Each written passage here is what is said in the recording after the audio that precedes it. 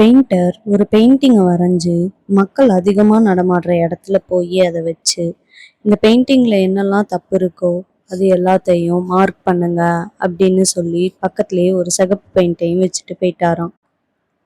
திரும்பி வந்து பார்க்குறப்போ அந்த பெயிண்டிங் முழுக்க ஒரே ரெட் கலரில் மார்க்கிங்ஸாக இருந்துச்சான். அந்த பெயிண்டிங்கே தெரியலையாம். இதை பார்த்து அந்த பெயிண்டர் ரொம்ப மனசுடைஞ்சு போய் அந்த பெயிண்டிங் எடுத்துகிட்டு போய் வீட்டில் உட்காந்து அழுதுகிட்டு இருந்தாராம். அதை பார்த்து அவங்க அம்மா அந்த பெயிண்டர்கிட்ட வந்து சொன்னாங்களாம், திரும்பவும் நீ ஒரு பெயிண்டிங்கை வரைஞ்சு அதை அதே இடத்துல போய் வச்சு இதில் என்ன தப்பெல்லாம் இருக்கோ அதெல்லாம் மார்க் பண்ணி நீங்களே கரெக்ட் பண்ணுங்க அப்படின்னு சொல்லி பக்கத்தில் ஒரு நோட் எழுதி வச்சுட்டு அவர் அதே மாதிரியே போயிட்டாராம்.